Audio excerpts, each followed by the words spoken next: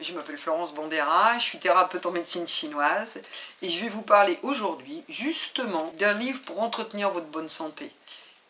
C'est un livre de Cliff Whitman et il s'appelle Le livre de la médecine orientale. Il y a des centaines d'années, la médecine orientale a développé des techniques pour prendre en charge la santé. C'est une pratique holistique, c'est-à-dire qu'elle tient compte de tout ce qui nous environne.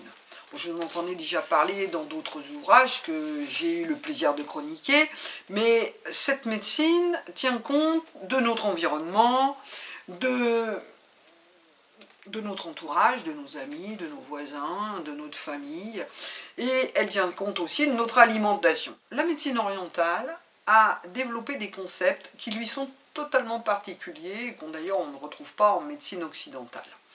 Ce sont des concepts tels que le qi, les 5 éléments, le yin et le yang, et également le concept des 12 méridiens avec les points d'acupression et les points d'acupuncture.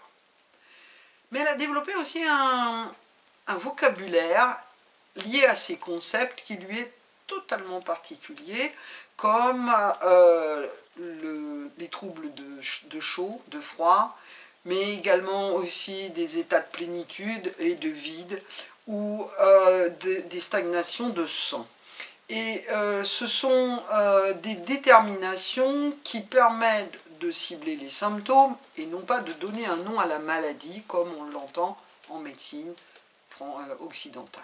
Et pour cela, pour pouvoir nous-mêmes être attentifs à notre santé, il est bon d'écouter notre corps et pour mieux le comprendre, mais aussi lui apporter l'attention qu'il demande et d'user du bon sens quant aux signaux qu'il nous envoie. Cliff Whitman nous propose de repérer ces déséquilibres et de trouver des éléments de réponse dans le livre qui sont classés par zone de corps. Donc nous allons pouvoir voir des problèmes qui touchent la tête, le haut du corps, les jambes, voilà.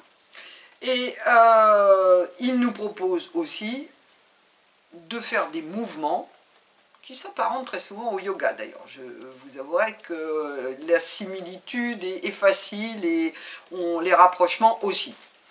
Et de pratiquer ces mouvements et d'utiliser des techniques telles que les étirements ou aussi le massage ou du tapping et l'acupression pour pouvoir faire circuler à nouveau l'énergie dans notre corps. Alors, ce livre ne remplace pas la consultation d'un médecin ou d'un thérapeute en médecine chinoise, mais il vous donne des indications, des conseils qui visent à vous responsabiliser en vous enseignant comment votre corps fonctionne et comment l'entretenir en bonne santé.